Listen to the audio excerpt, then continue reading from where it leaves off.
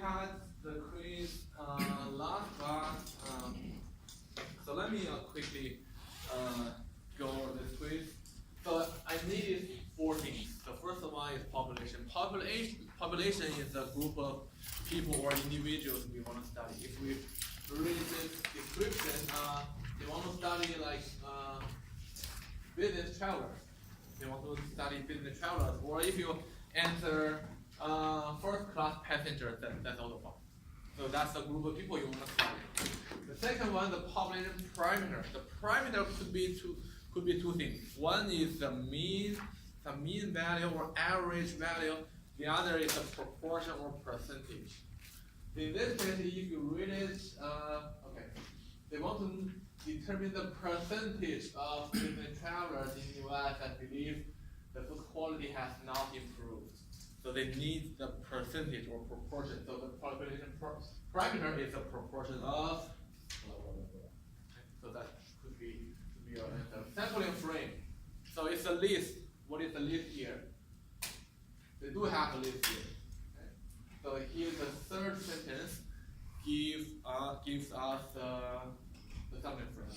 And sampling method, because they said, okay, they use technology to generate a randomly shuffled list of members. That's simple random sample. Okay. So those are the answers to those questions. So any questions on the quiz? Any of the 4 answers? So we are already done with that. I'm not sure. I think I mentioned that once or twice. In each chapter on Blackview, I uploaded some videos for assigned questions. The videos do not cover all the questions, but they do cover some of the questions. So if you have some questions on assignments, you can see if there's any video on Blackview about the question. If there's not, please feel free to email. And also, I'm recording the lecture.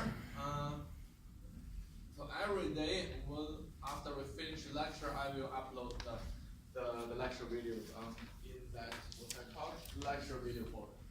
So just in case when you were taking notes, you missed something, you can go back to review the lecture we had. But it doesn't mean that this online class you need to come to.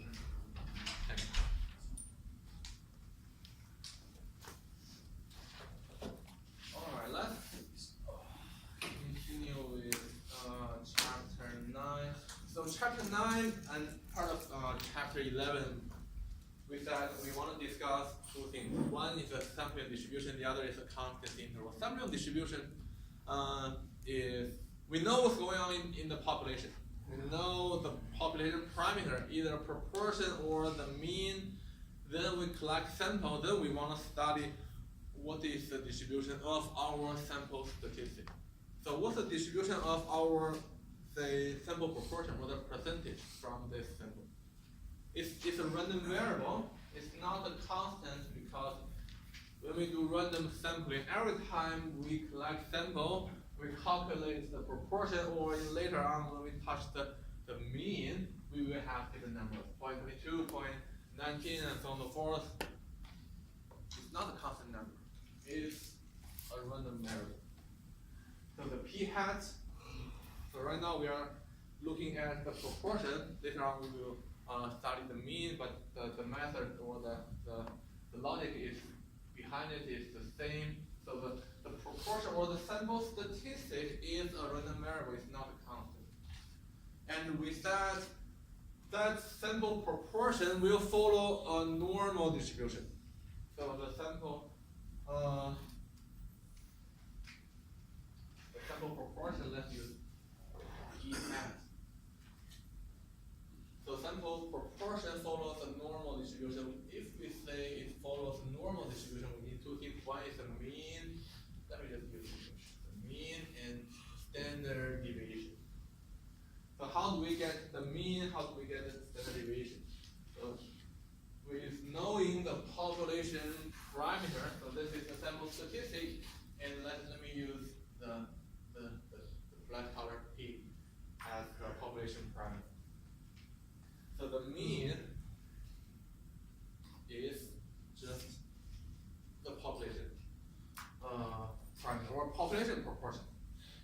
standard deviation, we use this formula. So it's equal to, so it's in terms of the population parameter and this population proportion times 1 minus population proportion over your sample size. So in this way, we can get the distribution of our sample proportion or sample statistic. So P in N, so those two values should be given us in order to calculate the distribution.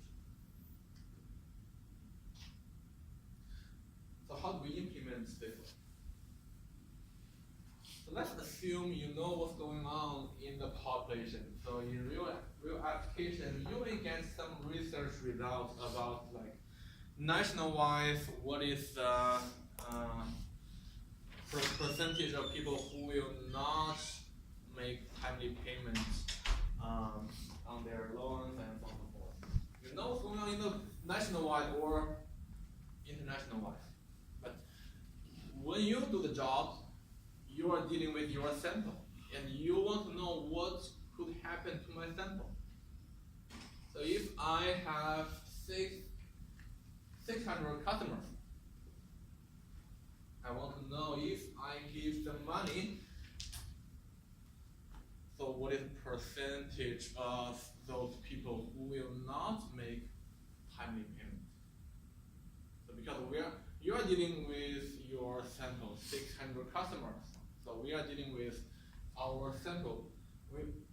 Because of this property, we can get some information about our sample. But the first thing we want to calculate is the mean and standard deviation of the proportion of the clients who will not make timely payments. Here we are dealing with still two things, population, sample. The population, we know one thing about population. The population parameter or population proportion is 9%. Because of that belief, 9% of the people nationwide, they will not make timely payments. So the population proportion, P is 9% or 0.09. So that's our population. This is population. Now we need to deal with our sample.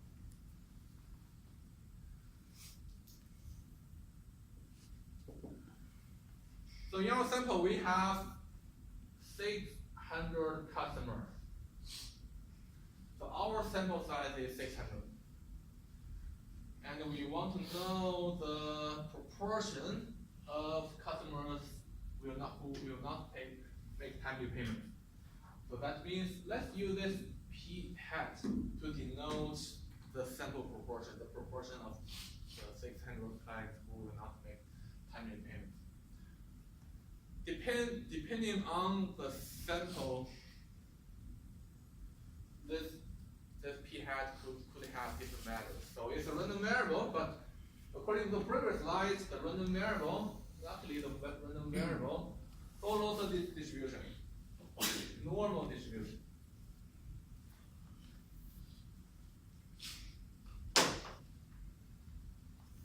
So the normal distribution has the mean and the standard deviation. And our job is to calculate the mean and standard deviation.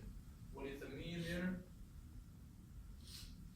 So the mean, according to this property, the mean is just the population proportion. The population proportion is P 9%. So the mean is equal to P or 9% or 9.09. Now we get the mean, and the next step is to calculate the standard deviation. And we also have the equation here. We just borrow this equation. So we know it's equal to square root of P times 1 minus P over the sample size. And the rest of the job is to just plug the numbers in. We have P here, we have N there, so both numbers are known to us. So we just plug number in there, 0.09 times 1 minus 0.09 over 600.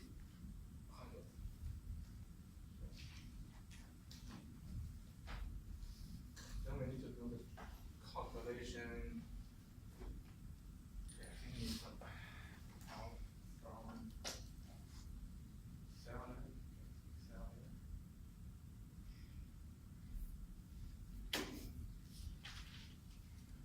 So it's equal to square root of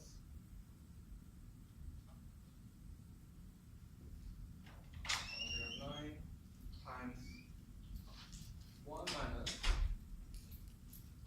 1.09 over 6. We got the number. So let's keep 4 decimal places. So that's going to be 0.0117. Okay. Now we have the mean, we have the standard deviation. So we know now we have the distribution of the sample proportion. The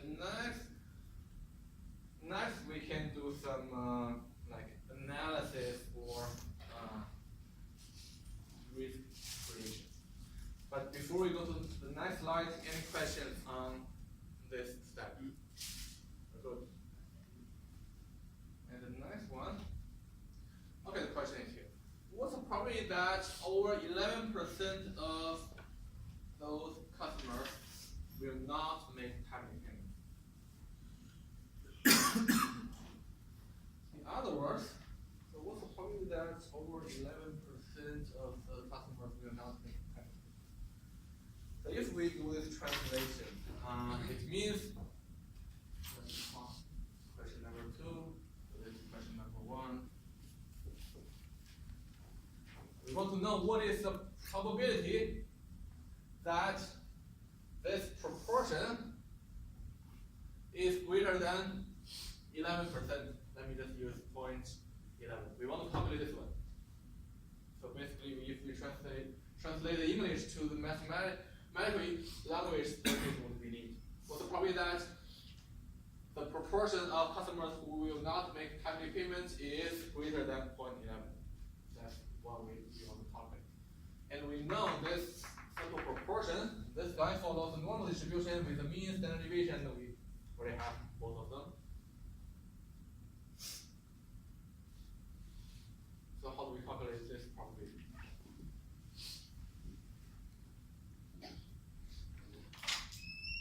Do you have any formula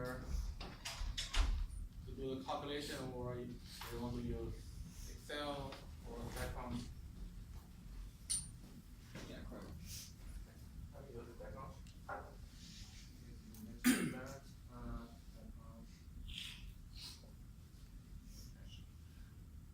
Okay, so before we use the stack count, let me mention this. So in the in chapter 7 and in chapter 6, you may have noticed some questions do not have the link to stack count because those questions are from another textbook, so it doesn't have a link. So what you want to do for chapter 6, 7, and also the second exam, before you start working on those assignments or exam, let's open the stack count and keep it open all the time. So click on, so that's the main page of the MyStatLab. You click on the StatQuant. You click on the StatQuant website. And then here's an option called Open StatQuant. Click that. And keep it open. Keep it open. Let's not close it. Then I can go back to find the assignment or exam. But here we already have the question on the PowerPoint slide. We don't have to. How do we use stack count to do that calculation? That calculators, where's the normal? Over here. Because we know this guy follows the normal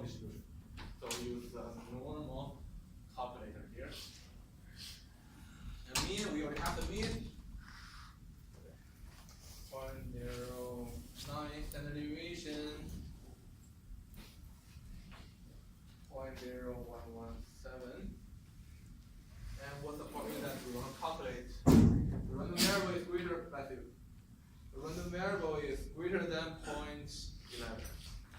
Let me do this. The random variable is greater than 0.11. Play compute. That's it. So if we keep 4 decimal places, that will be 0.0437. Or 4.37. So there's 4.37% chance more than 11% of those customers will not make timely payment.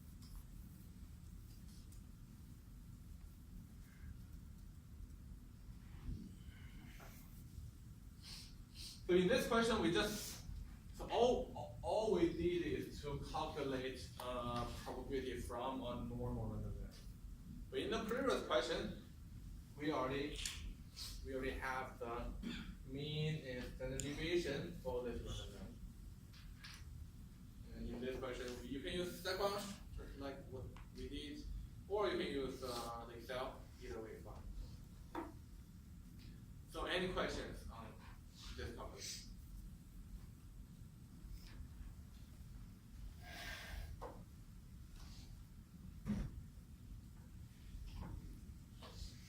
So one more similar example. So it's quite similar. For the first question, so the proportion of adult women in a certain area is about 49%, and a marketing group want to do some survey and call 600 people randomly. And then the first question is, what's the standard deviation of the proportion of people they called are women? They called 600 people. What the percentage of those people are women? So it's the same thing. Population sample. What is the population here? So let me. You have to. Okay. Population. So in that area, about 49% of people are women. So the population proportion is 49% or 0.49. So that's population proportion. But when it comes down to the sample, we have 600 people still. The n is the sample size is 600. We don't have to change that. And the proportion, the proportion of women, the proportion of people they called are women. So that is the sample statistic. It follows the normal distribution. It has a mean, standard deviation.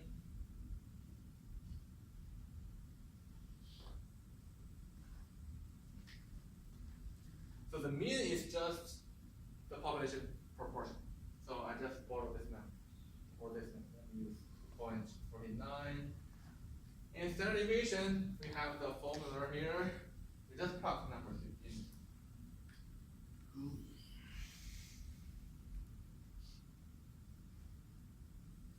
So 0.49 times 1 minus 0.49 over 600.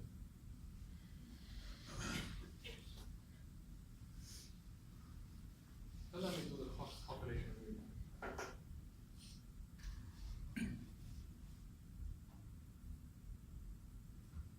Just change the number 49.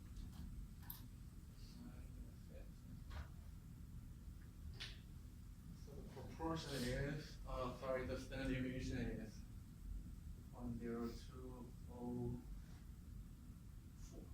Let's take 4 decimal places. Okay. So now we got the standard deviation and the mean. The question is the second one. So would you be surprised to find half of the women are in your sample? Because 600 people, you half of the people are swimming in those 600 people. So what number is a surprising number? Because we know this proportion follows a normal distribution. Would it be the 1% difference? 1% difference. Or you just mean like Yes. So if we compare the 50% with 49%, so that one was from the population, it's just 1%. So would you be surprised? Probably not surprised. But the question is, when would you be surprised?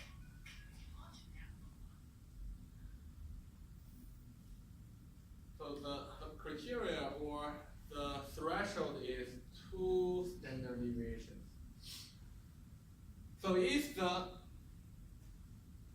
that value, here we have 50%, if this value is more than 2 standard deviations away from the mean, we can call it surprise. So that 2 standard deviations. So that's a magic number, 2 standard deviations. So let's see, what is we got the mean, we got the standard deviation. What is so basically what we need to do is, let me get rid of this one. So we do not need this. That is for the previous question. So we want to know, okay, what is threshold? So what let me do? The mean plus 2 standard deviations, and the mean minus 2 standard deviations. So if that value is greater than this one, or is less than this one, we say, okay, it's surprising to see that we have those values. So the P or the mean is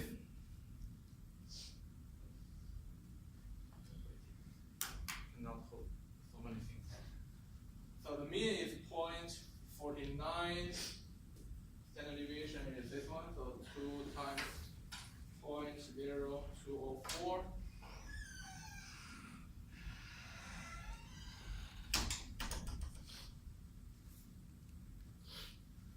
So the result is, let me do one more step. So that is equal to 0.5308. And this one is 149 minus 2.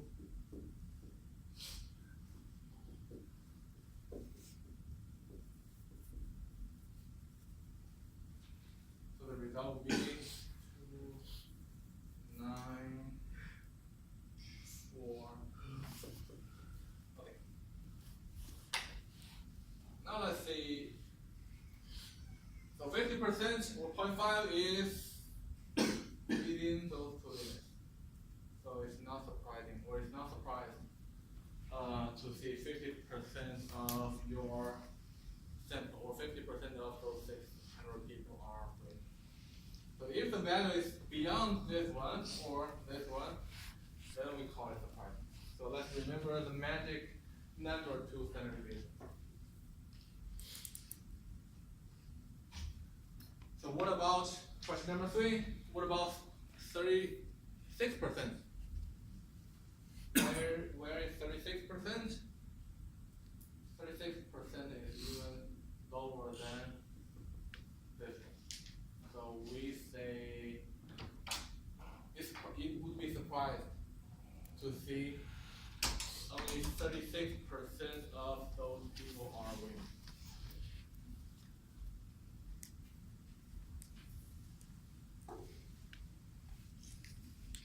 So why do we use 2 standard deviations?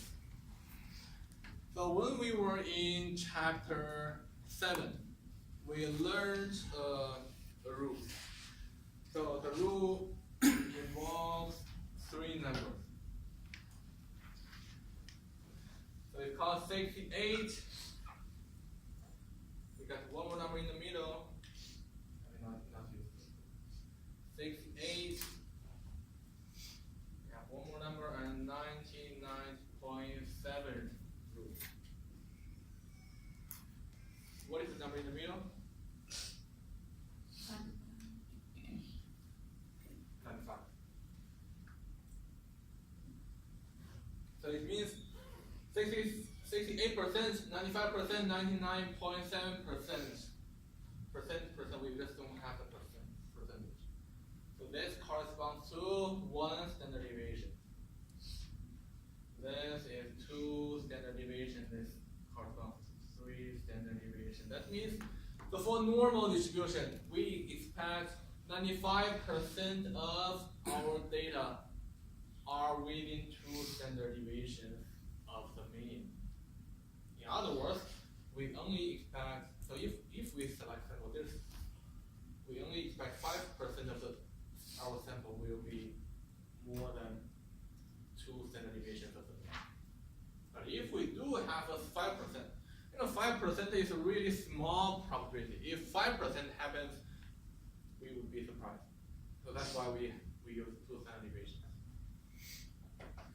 So for this kind of question, we just compare the value that is given to us with the 2 thresholds, the mean plus 2 standard deviations and mean minus 2 standard deviations. If the value is within, is somewhere in the middle, it's not surprise. But if it's greater than the upper limit and or lower than the lower limit, it's going to be called surprise. So any questions on this type of question?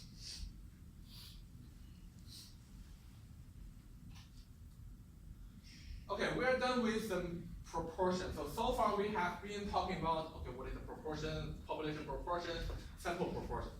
So we are done with talking about the sampling distribution of the proportion. Now we want to replicate this whole concept into mean. What if we want to study the mean, average household income? So that is not a proportion, it's a mean value. So right now we want to study the mean, the sampling distribution of the mean. So if our population is about, population parameter is about mean, our sample statistic is about mean, how do we get the distribution of our sample mean? So the sample mean, which we use y bar to denote, whenever you see there's a bar, it means a sample mean. X bar or y bar, that's a mean. So the sample mean also follows a normal distribution. I'm getting rid of this one because we have see if the green color works or not.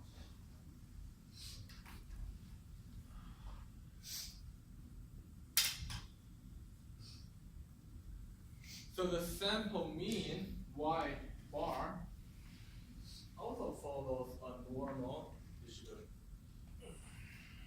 And what we have is the parameters from the population. So for the population, we need 2 things. One is the mean, the population mean, the mu, and or the population standard deviation. We need those 2 things. Whenever you have a data, you can calculate those 2 things. In Excel, if you have a column data, you don't have to worry about the data follows exponential or normal or other distributions. You can directly use Excel function to calculate the mu and sigma. So not a problem. Assuming we know those 2 parameters from the population, then this is our sample. That's our sample statistic, or the sample mean follows normal distribution. One is mean, the other is standard deviation.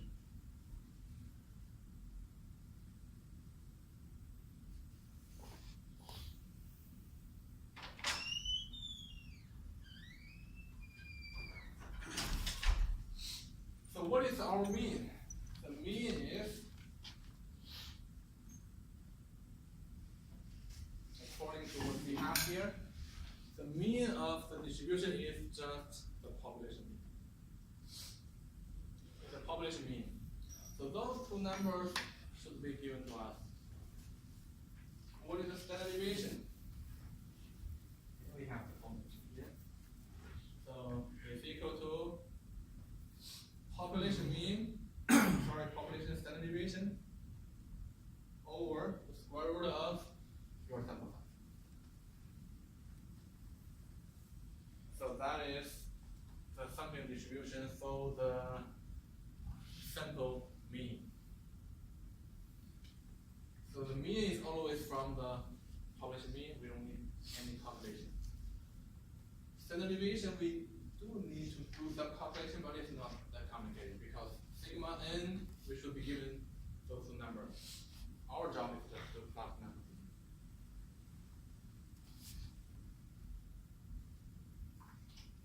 But sometimes we only have this one. Sometimes we do not have this one. If we do not have that one, let's use sample standard deviation. Small s, that's your sample standard deviation. Let's use small s to replace the sigma. Small s, that's something we can calculate from our sample. So we should be able to get the small s.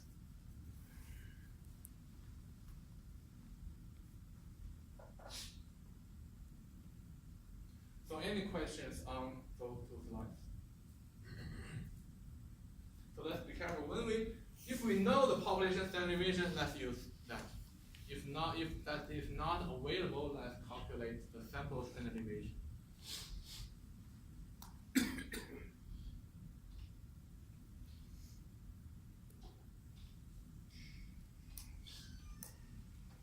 So that's how it works.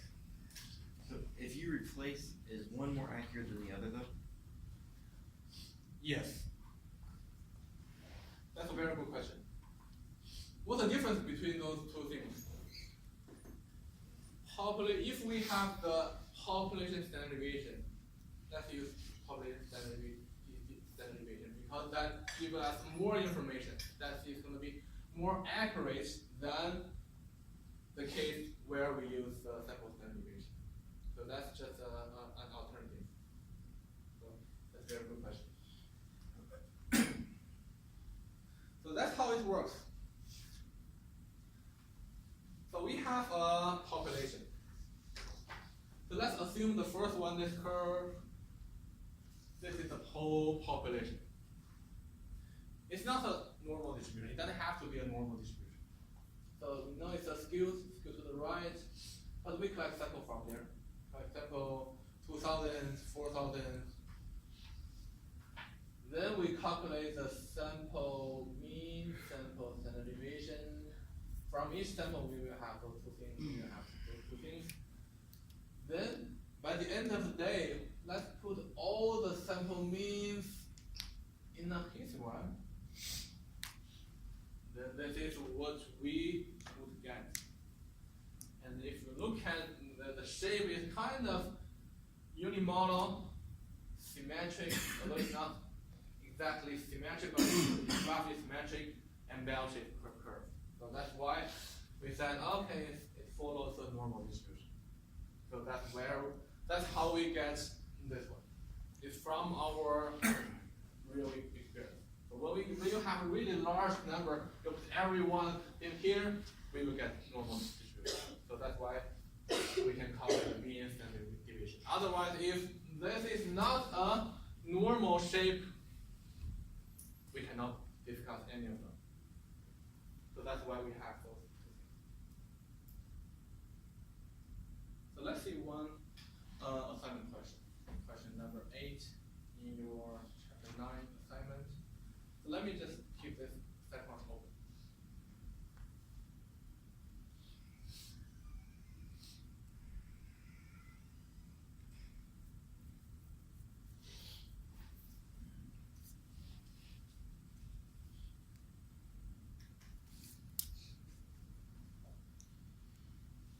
I think the description is a little bit lengthy. Okay, according to a survey. 26% of people in the area have high level of cholesterol.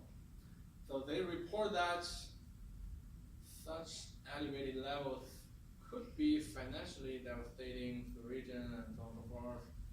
And I don't think the second sentence gives us meaningful information. According to the recent studies, cholesterol levels in healthy adults from this area, the average is about 205, and standard deviation is about 20, and are roughly normally distributed. So if the cholesterol levels of a sample of, okay, they have a sample. The sample size is 48, and then we have some questions to answer. So the first one is, let me get rid of this one. So what shape will the sampling distribution of the mean have? They want to study the distribution of the sample mean.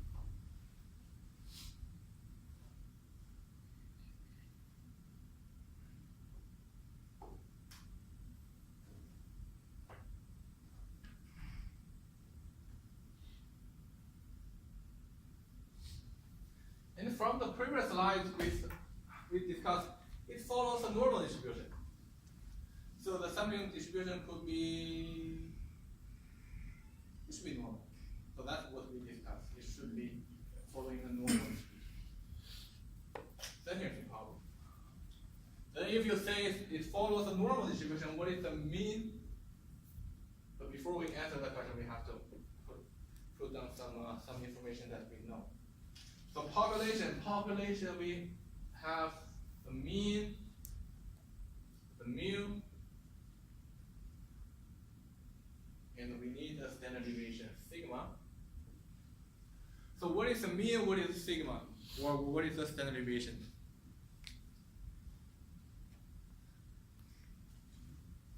So we know we can get those two numbers from the description, but the problem is the description has three numbers. Which is the mean?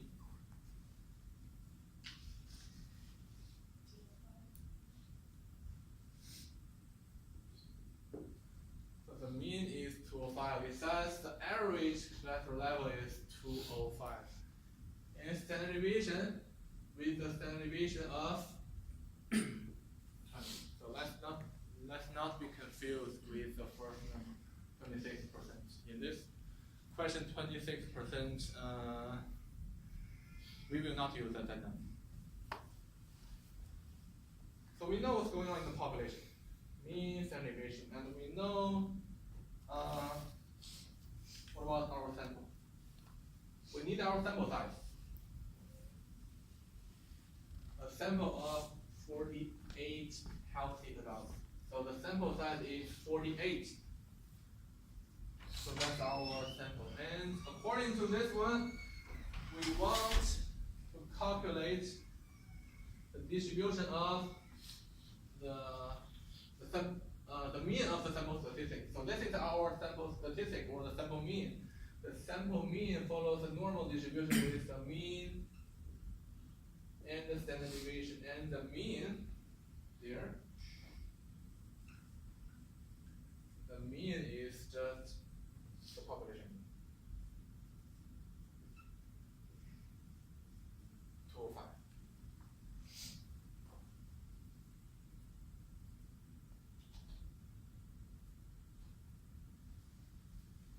Then what is the standard deviation?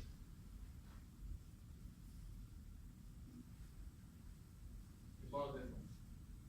Since we have the population standard deviation, let's use the population standard deviation. So let's borrow this equation, sigma over square root of n. So the sigma is here, 20 over square root of 48. So if we do the calculation,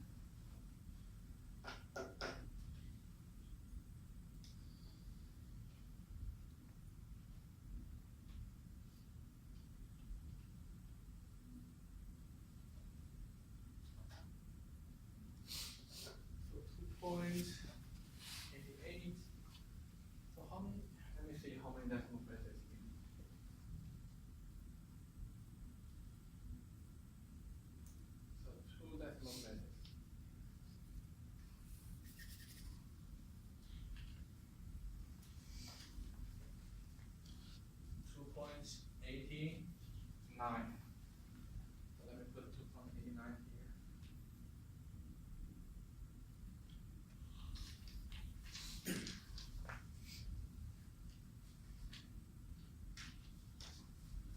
any questions regarding the mean standard deviation? So what we need to do is to just borrow those two expressions, then count number of digits. So part D. So if the sample size were increased to 90, then what would be your comment on the shape of the distribution? Normal. Still normal, or it's gonna be still to the left, or still to the right? Still normal. It's gonna be still normal. It's gonna be still normal. If we increase the sample size, it will still be normally distributed. But if we have a smaller sample size, that could be a problem. But we will talk about that. Still normal. What would be the mean? So if we change the sample size from 48 to 90, what would be the mean?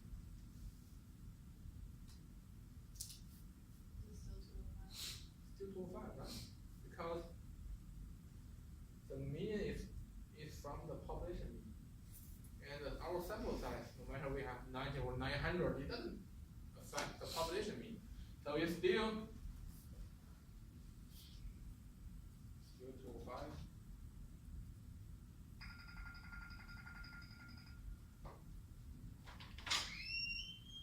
So normally my alarm is 6:45. So I would expect the alarm around 6:45. Then standard deviation. What is the standard deviation? It doesn't change as well. It's gonna be changed, or it's still the same? Let me see. Change or remain the same? Mean standard mean is here, standard deviation, or if you look at here, either way is fine. Should be the same. Sure. No, because you're probably accept relation normal. Yeah, that'd go. So this one doesn't change, of course. You go down. N, if N is increased, so it's gonna be changed.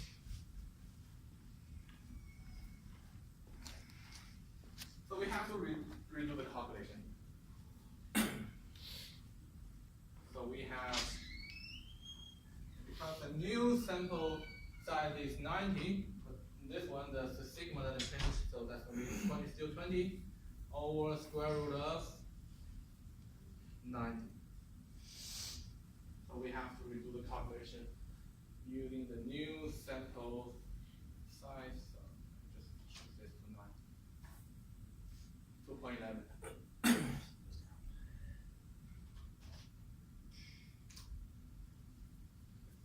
That's it. So from this question, what we need to know is that changing the sample size does not affect the mean of the sample statistic, but it does change the standard deviation of the sample statistic because the formulation has ended. So if n is changed, the standard deviation is changed. So any questions on this? That's question number 8.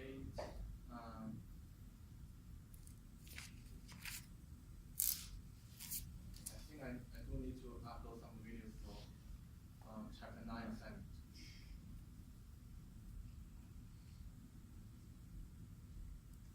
Okay. So why are we doing this? Because of something called central limit theory. So this central limit theory tells us the sampling distribution of the sample mean or sample proportion. We already covered both of them, proportion and mean. The sampling distribution of the sample proportion or the mean will follow a normal distribution. As long as we have a large enough sample size. So if sample size n is large enough, we can expect statistic, either mean or proportion will follow a normal distribution. And another requirement is the observations or your sample. When you collect sample, your samples have to be independent. So large sample size and independent samples. Two major requirements. So that's the theory behind all the calculations.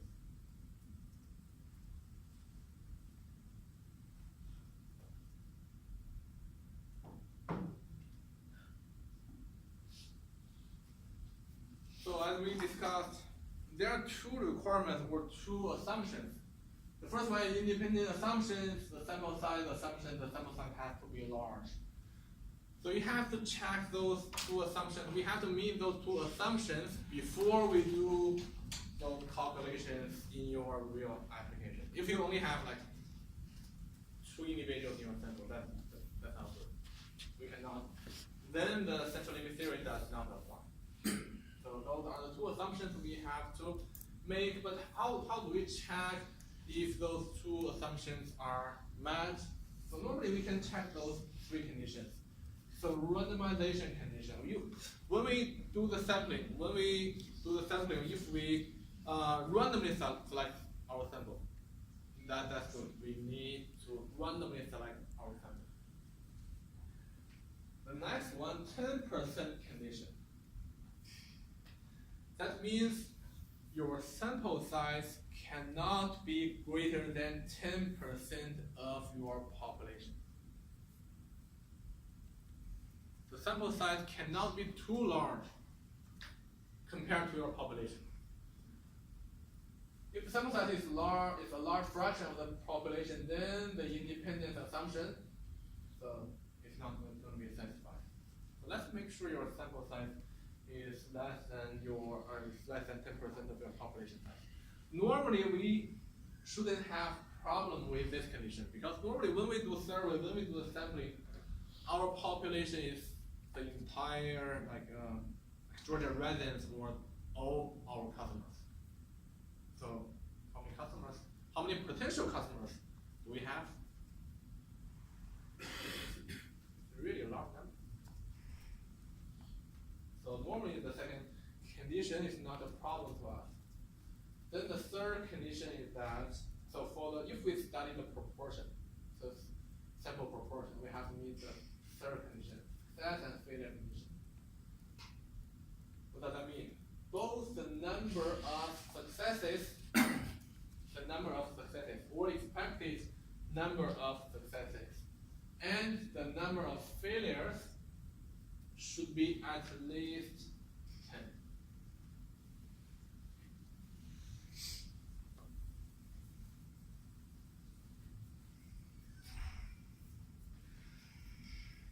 So if your sample statistic is about the proportion, so you have to be careful of this one. So if I say, let's go back to the, let's see, what's the number we had? Okay, 9%. 9% of people will not make timely payments. So here, the population proportion is 9%. You know that's a nationwide data. Then when you select sample, you want to implement the central limit theory. So you have to make sure that your sample size times this p should be at least 10. And one more, and the sample size times 1 minus p has also, this one should be also greater than 10. So what if we know this one? What if I have sample size of 10?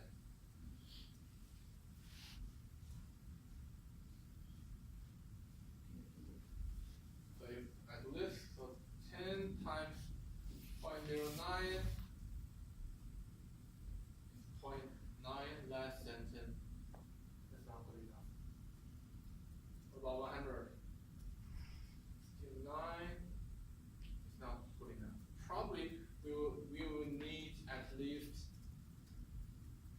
150 or something.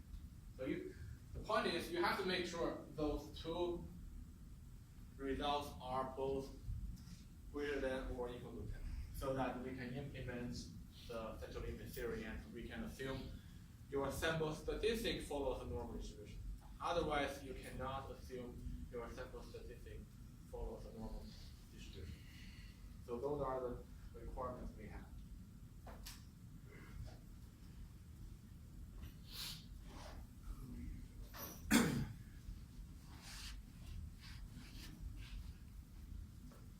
So one more point I want to make is,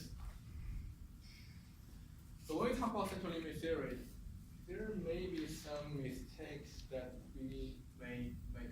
So it talks about the sample mean or the sample proportions. So it's talking about the distribution of the sample proportion or the sample mean. So they will follow a normal distribution. If the sample size is large enough, if the samples are independent. But some people may say data are normally distributed as long as the sample size is large enough. That's a wrong statement. It's not about the population, it's not about your data. Your data can be normally distributed or it doesn't have to be normally distributed. Because how many data we have does not affect the population. I don't care you have 10 samples, your sample size is 10 or 100 or 1 million. The population is the population. It's not affected by the sample, how many samples you have. So let's make sure we understand the concept of central limit theory. It's about the sample statistic, not about your data, not about your population.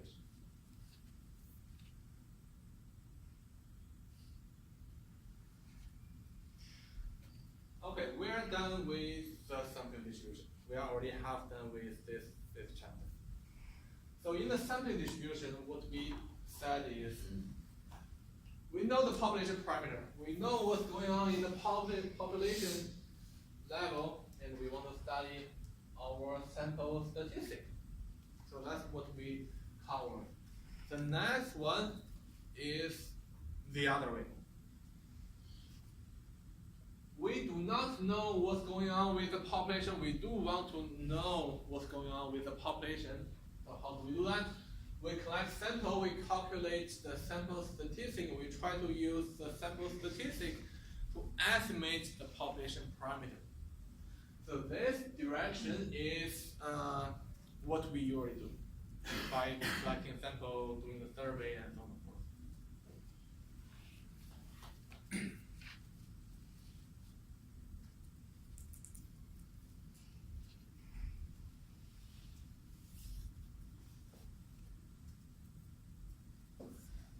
Now let's talk about constant interval. So constant interval is a technique that we use to estimate the population parameter. So when you guys do survey, then you have your survey, you have the result, then you calculate the percentage or the mean. Then in most cases, we say if your mean from the sample is say 10, we would say the 10 is our population mean. So on average, if everyone in our sample watch a soccer game 10 times per semester, then you would say, okay, this is number for the whole population, the whole VSU students or Georgia residents. That's a point estimation, but it's not accurate. So after this chapter, let's not give a simple number about the population parameter. Let's not simply use the sample statistic as the population parameter. It's not accurate. So we need interval. So before we go to the next slide, so what is constant interval? As it says, it's an interval. So it's an interval. So that's the interval. We try to use this we try to build this interval. Then we use this interval to estimate the true population parameter by saying the true population parameter is somewhere there, so in this interval. So we, instead of giving one number for the population parameter, let's give it. We don't know the population parameter is there or there or there or there, but we can say we know the population parameter is somewhere in there. So that's the best we can do. That's the best we can do.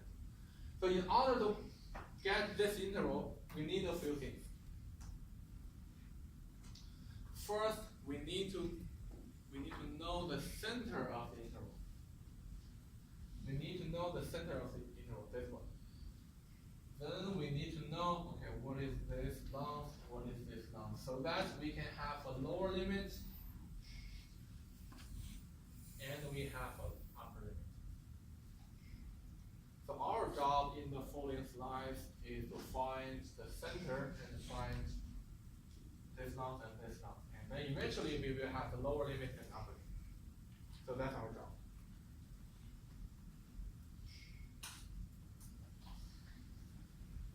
So in order to get this part, this length or that length, something we have to discuss is called standard error.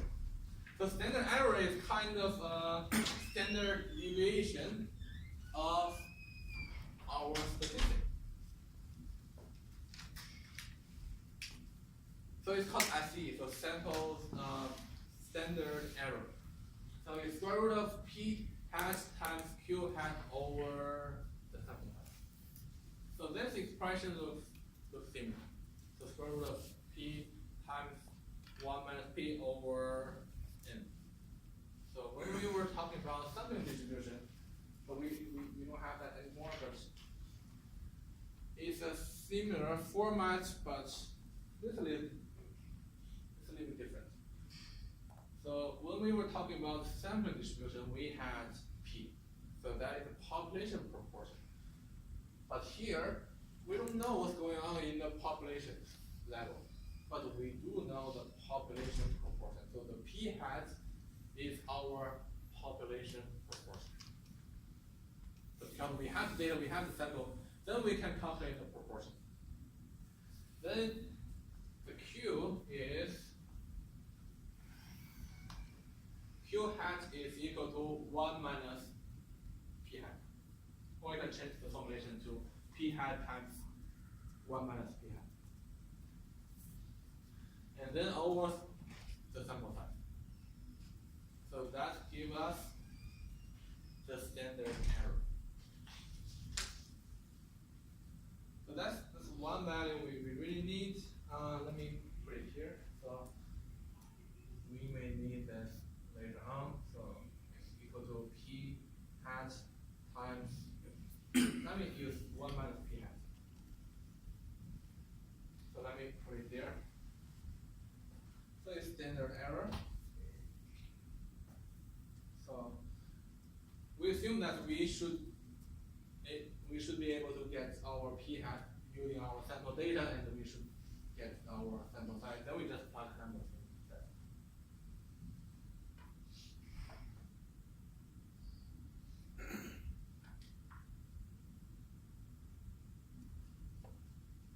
So what is a confidence interval? What's the definition of the confidence interval? So that's an interval of values found from the data in such a way that a particular percentage of all random samples can be expected to yield intervals that capture. So we use this interval to capture the true population parameter. The parameter could be proportion and or mean. So let's deal with the proportion first. So that's the definition of confidence interval. So we want to use this interval to capture the true population parameter. So we have to meet the one assumption, or we have to check two conditions. Randomization condition conditions are, so we already talked about those two conditions when we were talking about the central limit theorem. So basically those are the same. So samples have to be, so your sample set cannot be more than 10% of your population size, and we have to do random sampling. Those are the requirements.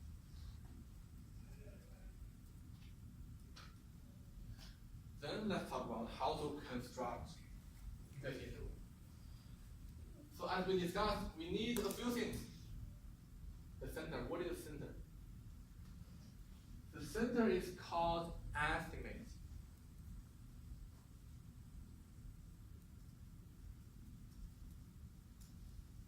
This center is called estimate. What is an estimate? Estimate is your sample statistic. Is this guy? If we talk about proportion, the estimate is your sample proportion. So you can get this sample proportion from your data. So that's estimate. Here we have the p-hat. Then what is the margin of error? So the length is margin of error. So this is called a margin of error. This is called a margin of error. So the next job is to calculate the margin of error. Because we already have the estimate or the center or the sample proportion. If we have the margin of error, we should be able to get this value and that one. So how do we calculate the margin of error?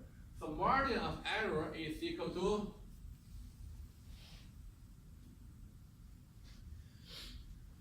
V times square root of standard error. So the margin of error has two things in it. One is the Z, or in general term we call it critical value. So in this application, in the proportion we use the Z. So Z follows a standard normal distribution. And then this is our standard error. So p hat times square root of p hat times 1 minus p hat over n. So those numbers should be given to us, or we can get those numbers from our sample data. So normally that's not a problem to get the standard error, but the problem is how we can get the critical value, or how we can get the Z. So Z star follows a standard normal distribution. So when we talk about the standard normal distribution, the mean is 0, the standard deviation is 1. So here for this example, I had 2, but how do I determine I should use 2 or 3 or 1 or other number? So that's the problem. But on this slide, we need to know the elements of the constant interval. Estimate, so that's the center of the interval. The estimate is technically sample proportion. The p-hat, if we talk about proportion.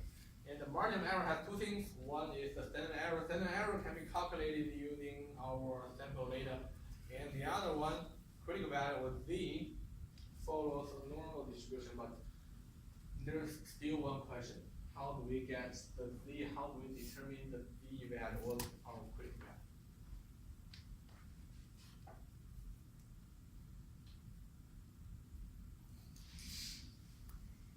So on this slide, we are going to answer the question. So when we say we want to use this interval to capture the population parameter, we cannot be 100% confident that the interval will capture the population parameter, because we are dealing with sample. You can never be 100% sure that you know where the true population parameter is. It's just impossible. So we have to have a confidence level.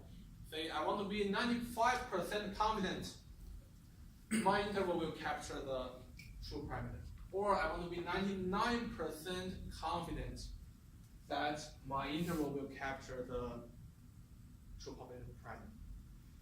And the z value will be determined by my confidence level.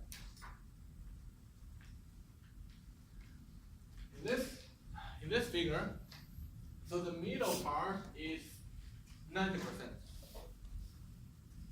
So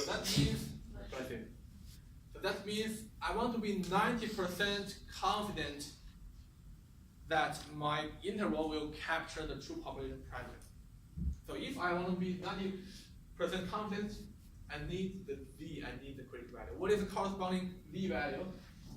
The corresponding z value or the critical value is the value that defines the 90% area in the standard normal curve.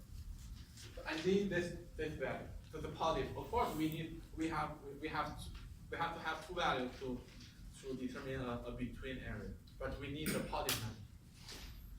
So the critical value is the value that defines this middle part, 90%. Then that means 1.645 is my critical value. What if I want to be 99% confident? Then I have to make it larger. So I have to have a middle area that covers 99% area. Maybe the z value would be here. Maybe the z value would be here. But that's going to be the z value. That's going to be the z value. So that's how we find. Okay, we are almost done. So that's how we get the z value. You have to have a confidence level, and then you put this confidence level, say 95% or 90% or 99% into a standard normal distribution, and the value that defines that percentage is your critical value. So that's how we find the critical value in Z. Okay. So next class, next Monday, we will demonstrate how to find the critical value. Okay. So that's all we have for today. I will see you guys.